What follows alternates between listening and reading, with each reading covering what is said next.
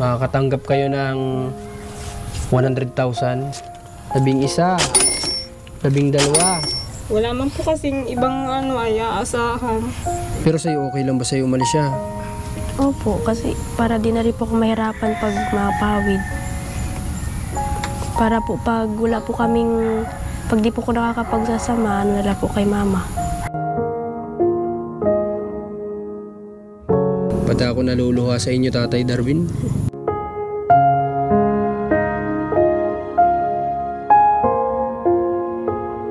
Wala pong mag-aasikaso sa kanya pag ito ay nagpasok ay. Kaya nga po, Nay. Kaya wala na nga alis. Nay.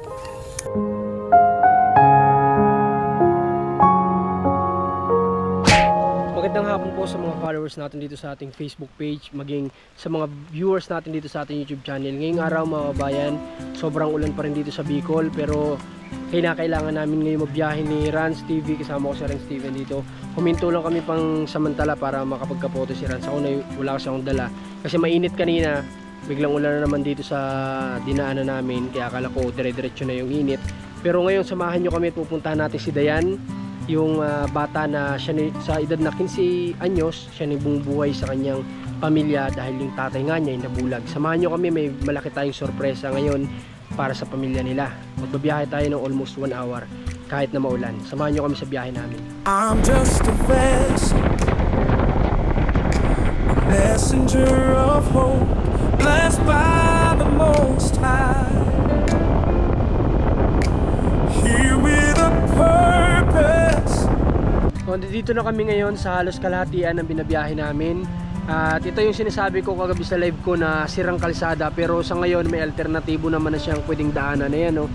Bumagsak kasi yung daan dito, kaya hindi kami nakakabalik dito kina Dayan. Ito yung dating dinadaanan lang naming kawayan na ito na ginawa nilang tulay, pero nakakatakot yan kasi ang taas niyan, tapos kawayan lang yung nagsisilbing daanan ng motor. Buti na lang dito ay pinatag siguro, kaya may madadaanan na tayo ngayon. Tara, diretso na po tayo.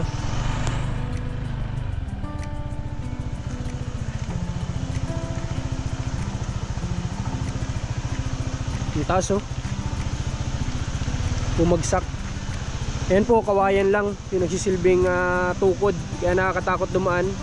Baka bumigay kapag maraming motor dumaraan. Syempre magagapok at magagapok yan, oh. Taas, oh.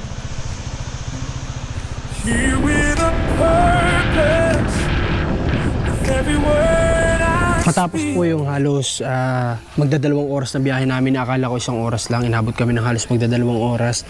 Ay nandito na kami ngayon sa lugar ni na Dayan. Hindi ko alam kung mabagal ba yung takbo namin dahil sa maulan, pero sa tingin ko sakto lang naman, ano. Sakto lang naman yung takbo namin, talagang yun talaga siguro yung ano dito, yung layo. Akala ko 1 oras lang, pero kulang-kulang 2 oras pala. At ayun, mabuti na lang din nagbigyan tayo ng panahon o tumigil po yung pag-ulan kanina. Kaya ayun, pero basa na rin naman kami, pero okay lang. Ang mahalaga nakarating tayo dito ng ligtas, yun naman ang laging importante. Di baling mabasa, di baling mainitan, ang mahalaga yung safety natin, na makarating tayo ng maayos.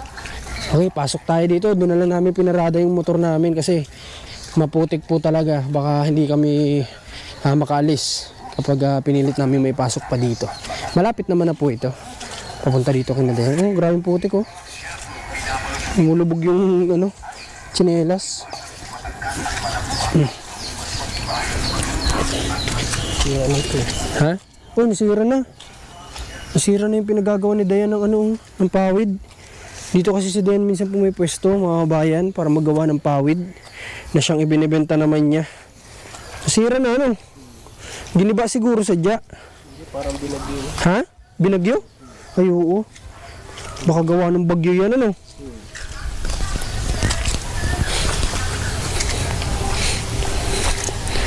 Buti na lang si Rans, laging handa, may kaputing dala. Nakasandals na pati si Rans, oh. Panglaban na talaga sa putikan yan. Oh, may ano na sila. May balkon. May balkonahin na sila, oh. Sino kayong gumawa nito? Oh, dito si Dayan. Saktong-sakto. Dito sila. Hi, Dayan. Magandang hapon. Ay, kamusta? Sinong gumawa nito? Kami. Ha? Na-surprise mo po kami.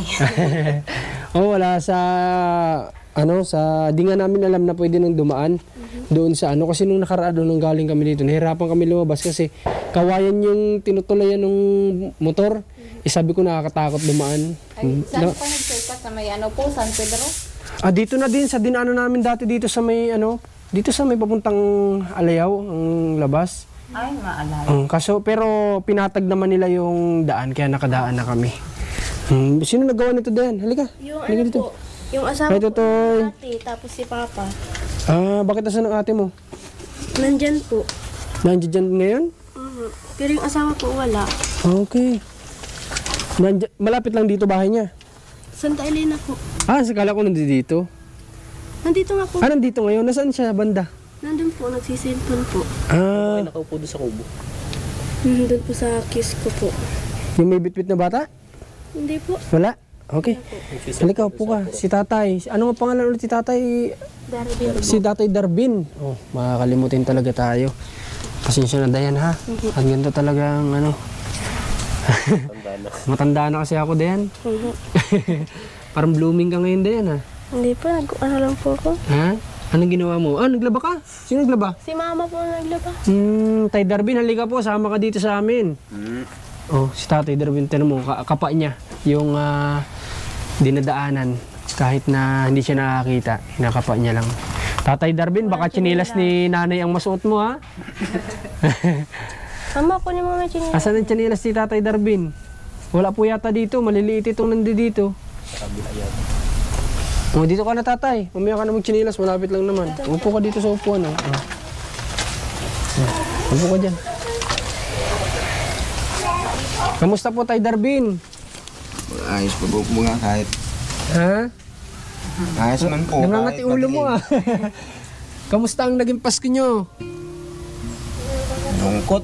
Malungkot. Bakit? Walang handa. Ay ganun. Bakit hindi man lang kayo nagluto kahit ano? Wala nga pong lulutuin. Walang pambili. Wala po. Nasira na ang ngipin mo. Nasira na. Ano nangyari? Dati man po yan. Parang ayos pa yun nung nakaraan ha. Dati na bang ganyan? Dati na po yan. Dati na. Hindi ko lang siguro napansin. Okay. Tatay Darwin, alam mo ba? Ang dami ko pa rin nakakausap ng mga kakilala ka.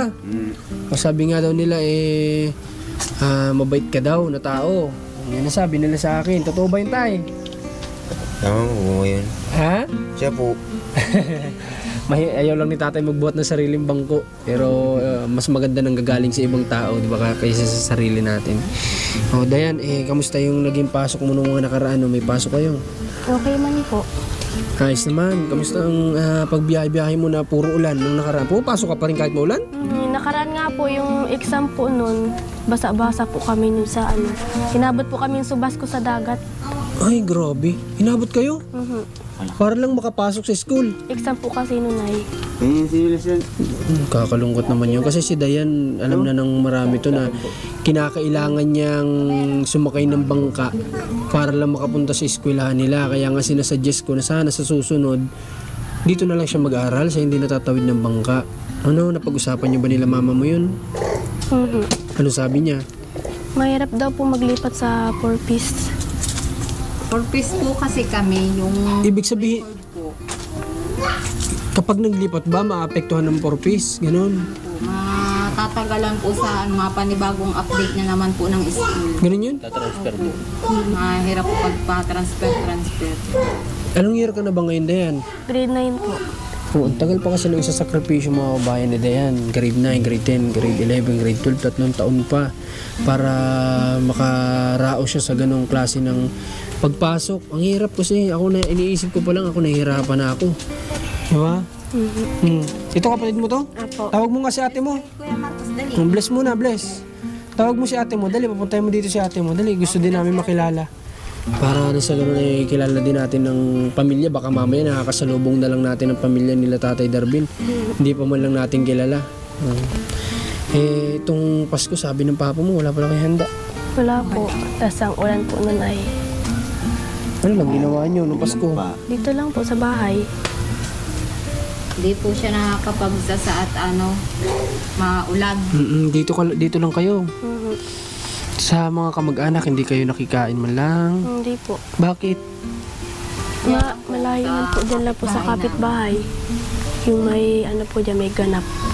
Ay, nagpunta kayo doon? Mhm. Nakikain kayo doon? Anong handaan nila na kinain ninyo? Baboy po, nagkatay po silang baboy. Ah, nakain kayong baboy? Mhm. Ah, okay. Kaso nga lang maganda din sana kung may salo-salo kayo. Pero, nung mga nakaraan bang Pasko, kamusta ang naging Pasko nyo nung nakaraan ko sa pagkakatandaan nyo? Ayos man po yun. Kahit pa paano ba, may napagsaluhan kayo noon? Wala din. Hindi ko po, nalimutan ko na pa nun. Sige nga, sinong nakakaalala? Ikaw nga, Tatay Darwin, maalala mo pa ba nung 2024? 2023? Kamusta? May handa ba kayo nun? May handa naman po kami noon 1 kilong spaghetti. Opo. 1 kilo. Yung pamasko po dyan sa barangay. Pinamaskuhan kayo ng barangay ng spaghetti ng 1 kilo. Na yun yung pinagsalusaluhan nyo. Eh, ang dami nyo. Kasi sa inyo, Kasi naman po yun. tigka-kaunti. Ang mahalaga may pagsalusaluhan, ano? Okay, so tinan nyo. Kaya sabi ko nga sa live ko kagabi, kung ano yung dinadanas natin sa buhay, wala tayong karapatan na magreklamo kasi may mas worst pa sa dinadanas natin.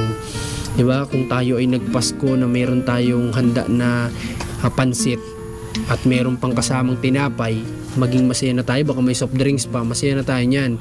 Kasi tingnan nyo nga sila, 1 kilo lang na spaghetti ang pinagsalusaluhan nila noong 2023 at ngayong 2024 wala talaga. Talagang nandito lang sila. Malayo bang simbahan nyo dito? Catholic ba kayo? Yan po. Mhm. Nagsimba kayo? Si mama po. Kayo? Hindi pa't maulan po nun ay. Sa dulo. Maulan. Mhm. Baka putik pa lang dito, baka pagdating niya doon, putik-putik ka na. Baka hindi ka na papasok ng simbahan kasi puro putik ka na. Kaya nga po. Kumusta ang pagpapawid mo? Kumusta? Hindi na nga po ako nakakapawid. Ang ulan po, tas wala pa ako nasasamahan. Taga-ayos din po ng bahay yung sinasamahan ko ay. Hindi ka nakakapagawa na ng NIPA ba? Ang ibang term niyan? Mhm. Hindi ka na nakakapagawa ng NIPA? Yung iba pong pawid, binubong ko po dito. Ay, ito? Itong Kulang bubong. pa nga po ay. Ay, ang galing naman. O, tinan nyo. Itong bubong na sinisilungan namin ngayon, gawa ito ni Dayan. Kaya, ang galing. Tinan mo, siya na mismo yung gumagawa din ng paraan para kahit pa paano umayos-ayos yung kanilang tahanan. Ako nagbubong yan. Ha? Ako na lang po ang nagbubong. Aba, ikaw pa nagbubong. Paano yun tayo? Hindi mo naman nakikita. Kapa lang po yan ni Estimate ko Papa. lang kung anong taas. Ang agwat. Buhat, pati nga po itong bangko. Anong panday. Hala, grabe. Ang galing naman ni tatay. Tingnan nyo, oh, parang mas magaling pa sa nakakakita to si tatay. Hindi ka naman yata nabulag, nakakita ka yata. Kaba nga lang po yan. Napipit-pit nga ang kamay ko. Grabe. Tingnan nyo. Kakanda purpok kami. Sabi, ano naman ang puso tong mag-anak na to.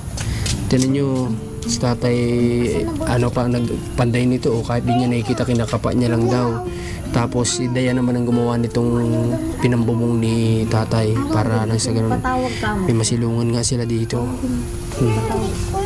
Yung kusina nyo parang nawala. Opo, giniba po yan. Sira-sira po. Binalit po itong balkon para may nasampayan po pag maulan. Nagawa na lang po ng lutuan. Para may malutuan ng dimulan. Ano na ang nagsisilbing kusina ninyo? Saan na? Diyan na lang po sa yung mga plato po namin nasa loob. Nasa loob na lang. Okay, kasi yung sala nila nung nakaraan, sala, yung kusina nila, wasak-wasak na po talaga din yun. May kita nating sira-sira na din po talaga. Dito ba, ganun din ang pag-ulan? Sunod-sunod din ba? Bihira lang po mag-init. Nainit po saglit lang.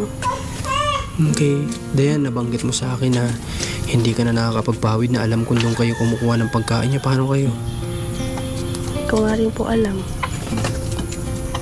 Sabi daw po ni Mama, pagkabagong taon, matrabaho na po si Mama. Magtatrabaho na siya. Paano itong mga maliliit mong kapatid? Sino mag-aalaga? Yung bunso po namin, iiwan po muna namin kay ate. Pahig ang ate mo? Tapos mauwi na lang po si Mama pag manganganak na po yung ate ko. Mapipilitan na si mama mo magtrabaho. At maulan po, hindi po ako nakakapagpawid. Tsaka, Dayan, tatanungin ko ulit sa'yo ito. Hindi ka ba nahihirapan na na pinagsasabay mo yung pagtatrabaho at pag-aaral mo? Nahihirapan din po. Ano na lang yung iniisip mo? Bakit kumbaga, alam ko ang hirap kasi ng ginagawa mo na yan ay yung magsasakay ka pa ng bangka, papasok. Tapos kapag pauwi, doon niya na ginagawa daw sa bangka yung assignment niya. Tapos pagdating dito, gagawa na siya ng pawid. Para sa akin napaka-hardworking na bata nito ni Diana. Para sa akin, mahirap din talaga. Di ba? Sabi mo nga, mahirap. Pagod nga po. Pagod talaga yun. Tapos minsan mag-iintindi ka pa din sa mga kapatid mo. Diba? Hindi naman aari na makikita mo yung mga kapatid mo dyan. Hayaan mo lang, di ba? Opo. Matik yan bilang ate. Kikilos at kikilos din talaga siya sa mga kapatid niya. Okay. Natawag si ate mo? Natawag? Tinatawag ko po. Nahihiya po ata magpunta. Baka po na Nay, halika nga po, Nay. Halika po, sama ka po dito sa amin. May gusto lang po ako sa iyo itanong.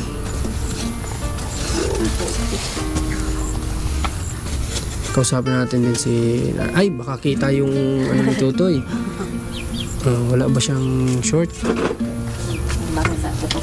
Okay, sige, papalitan mo na ni Nanay yung baby nila ng pangbaba. Paano ngayong bagong taon? Tatay Darwin, Dayan, anong plano nyo? Mayroon na bang magaganap na salo-salo? Wala pa rin. Wala pa rin po. Ha? Wala pa rin. Sabi po nung tito ko, doon na lang daw po kami sa bahay nila. Sama-sama daw po. Saan yun banda dito? Doon po, sa bahay po nila Mama Lula. Yung puting bahay po, dyan po, yung bahay lang po dyan na Doon na lang daw magkain. Doon na lang kayo kakain. Wala man din kami lulutuin. Grabe, no? So, alam ko, ang dami ko nabasa kagabi nung nabanggit ko nga to sa live ko kagabi na pupunta ako dito. Ang daming tao din na naawa dito kay Dayan tsaka kay Tatay Darwin sa pamilya nila. Kasi nga daw, nakikita nila din yung ginagawa ni Tatay Darwin na kahit na hindi nakakita, kumikilos, gumagawa pa rin. Si Dayan naman nasa murang edad, 15 ka pa lang, di ba? Di ako nagkakamali. Kailan ka magdi-16?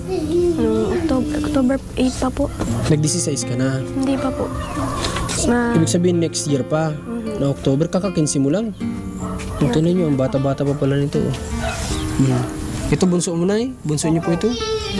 Sabi ni Dayan, magtatrabaho ka na daw. Pag po di po yata sigurado pa yung nakuha po sa akin at pizza 15 pa daw po mapunta dito ay. Saan po ikaw magtatrabaho na eh? Sa kantin. Saan yung lugar? Sa Pasay po. Malapit daw po yun sa airport.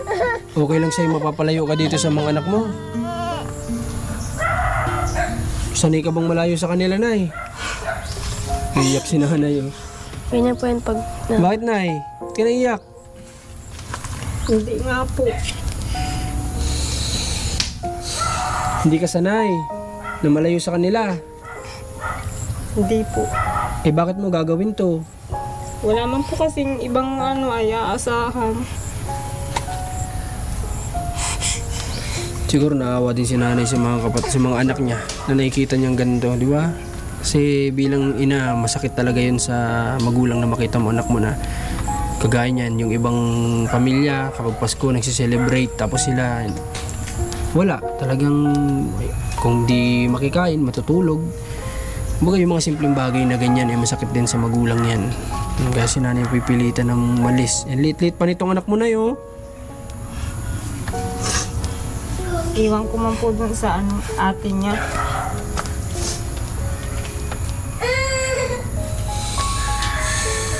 Payag naman po yung anak ko na alagaan muna niya ito.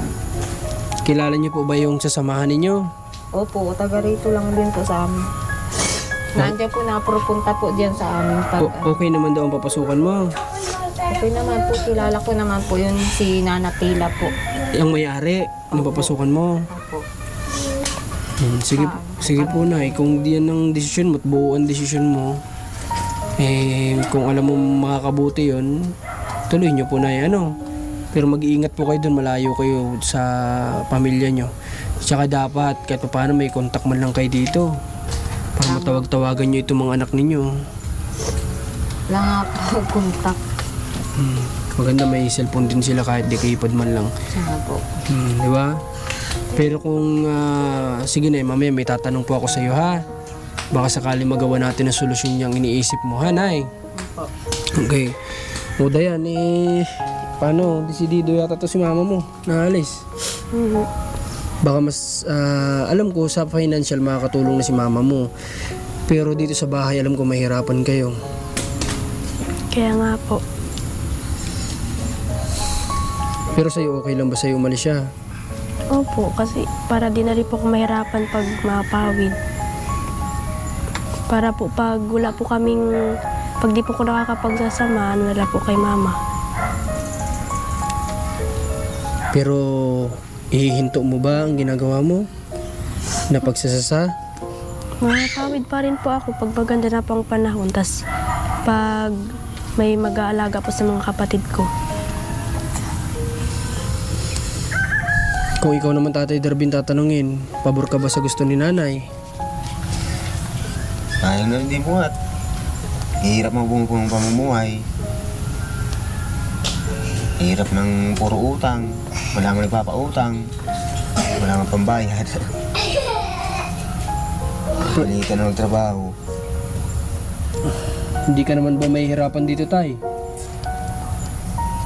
Hirapan din at Baka hindi ka sanay na wala si nanay sa tabi mo. malungkot pag walang magulang ng mga bata.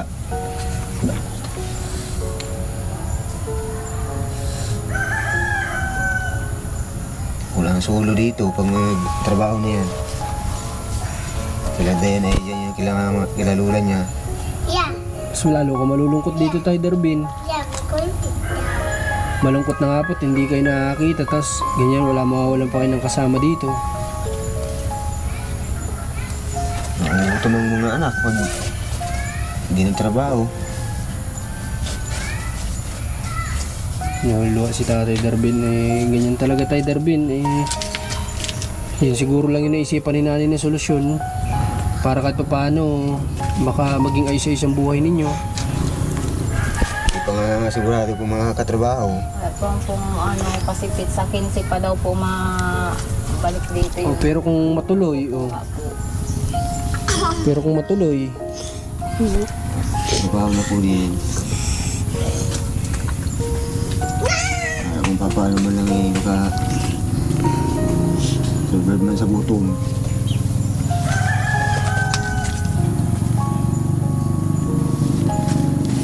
ano bang pwede nating gawin dito sa kanila? Pati ako naluluha sa inyo, Tatay Darvin. Paano magpautang Mahirap po itong sitwasyon kasi nila kasi si Tatay Darvin nasanay dati na kumakayod, tapos dahil nga sa nangyaring pagkabulag niya ay ito na yung naging kapalit na hindi na siya makapagtrabaho na gusto niya. Siyempre bilang lalaki gusto mo ikaw yung mag-provide sa pamilya mo ng pangailangan nila, kaso nga lang dahil sa ganyan hindi mo na yun magagawa kasi nga sa ganito pangyayari. Okay, sige, ganito. Kasya ba dito si tatay? Paupuin mo dito si tatay. May gusto ako sa inyo sabihin. Dali, Tay Darvin, lipat ka dito sa tabi ni Dayan. Tabihan mo si Dayan. Tabi kayo ni Dayan. Okay. At Nay, dito ka. Palit tayo, Nay. Ito, under na yung bus. Okay. Ganito, Nay. Meron kami naisip na paraan para baka sakali na lang na hindi mo na kinakailangang umalis. Nanay, kasi para sa akin po, naawa ko una-una kay Tatay Darvin sa mga bata na ito, lalaki siya na hindi magulang yung kasama, ate niya yung magiging kasama niya, di ba? Kasi ang plano niyo dun siya iwan. Talagang napakagaling talaga ng Panginoon kasi may ganito palang pangyayari dito sa pamilya na ito. O mangyayari pa lang na magkakawatak-watak yung pamilya nila. Kaya dinala rin siguro tayo ngayong araw talaga dito ni God. Okay. Okay, hindi yata natawag si ate. Hindi yata natawag, ano?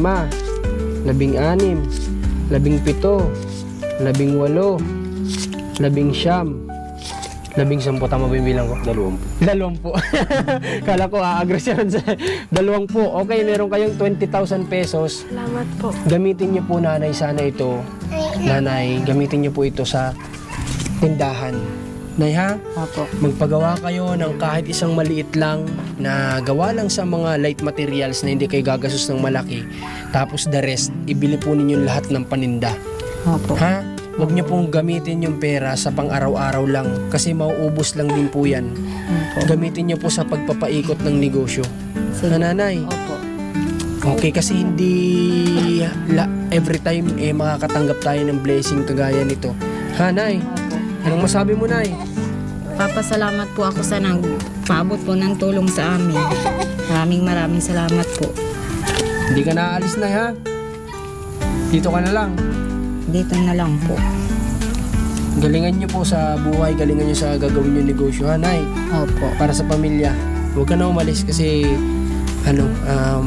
malulungkot si Kuya Darby, no? Mawawala ng misis. Ha? Wala pong mag-aasikaso sa kanya pag ito'y nagpasok ay. Kaya nga po, Nay. Kaya Tinutulong lang wala po. na nga alis. Nay, alagaan nyo na lang po sila dito. Sana sa pagbalik ko dito, sa susunod, may makita ako na may tatayo nyo na pagkakakitaan nyo. Hanay, Opo. pagsikapan nyo po yan, munting pang negosyo na yan, ha? Opo. Okay. Ikaw, Dayan, anong gusto mo sabihin, Dayan? Nagpapasalamat po ako sa nag-abot po sa aming tulong. Maraming salamat po sa inyo. Okay. Ikaw, Tay Darby, may gusto ka ba sabihin sa nagpaabot? Hindi ko na mabanggit yung pangalan. Maraming salamat po sa nagtulong sa amin.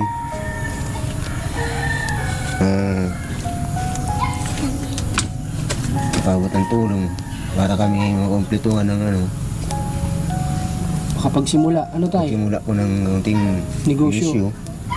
Maraming pong salamat. So, sana, sir, hindi man tayo totally magkakilala, pero ayun nga, nabigla lang din ako talaga nung pagtawag.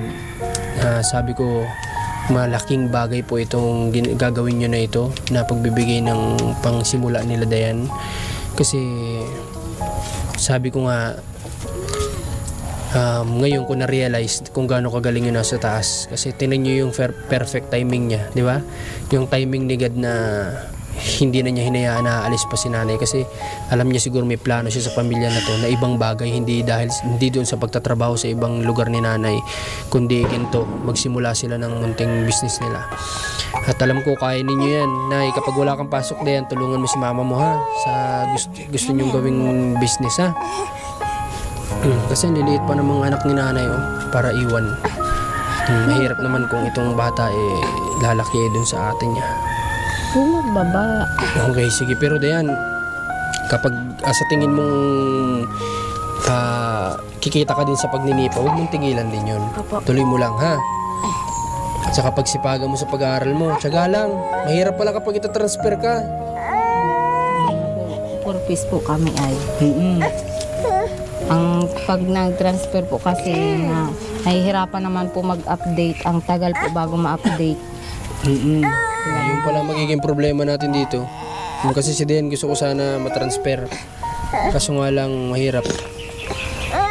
Kasi po yung panganay po nga po, nag-transfer po siya sa Dait po dun sa Hope. Tapos nga tagal po bago ako naka-payout uli ng para sa kanya. Natagalan. Opo. Tapos okay. Ngayon nga pong sunod na na transfer ko naman po siya ulit dito sa Larap. At ang hirap na po ng may bayad na po ang tuition.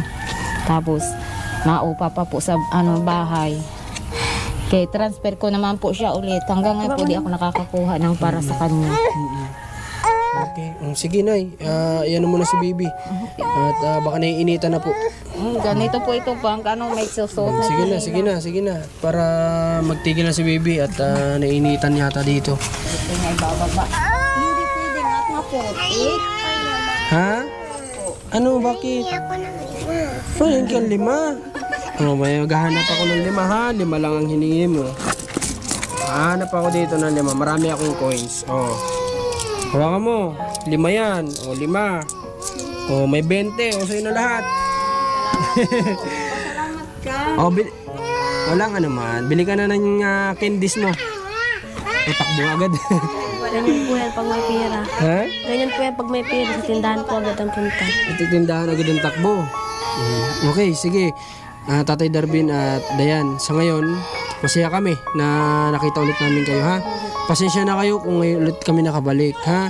Matagal na namin ditong gustong bumalik ni Rans. Natakot lang kami sa daan papunta sa inyo kasi nga kawayan, yung dinadaanan ng motor nung nakaraan, tinulak nga lang ni Rans yung motor ko para makadaan ako doon.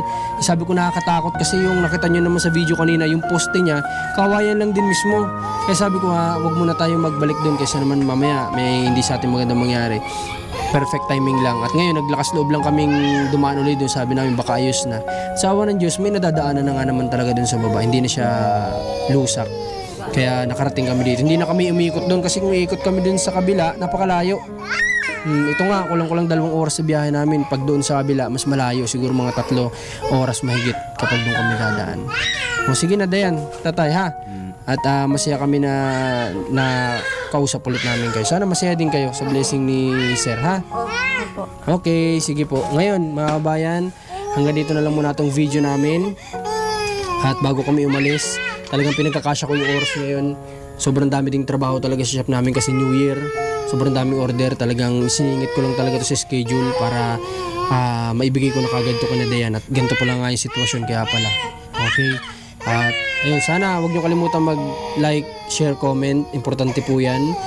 At sa mga hindi pa nakasubscribe, mag-subscribe na po kayo para naman mapanood yung mga vlogs natin, i-click nyo yung notification bell dyan. Huwag nyo pong kalimutan sana mag-like at saka mag-comment. Importante po talaga yung bagay na yan. Napakalaking tulong po yan sa ating channel. Muli po, Marcos TV Channel, Rans TV, Commander Marcos, supportan nyo yung team namin. Kahit tatatlo lang kami, ay gagawin namin yung best namin.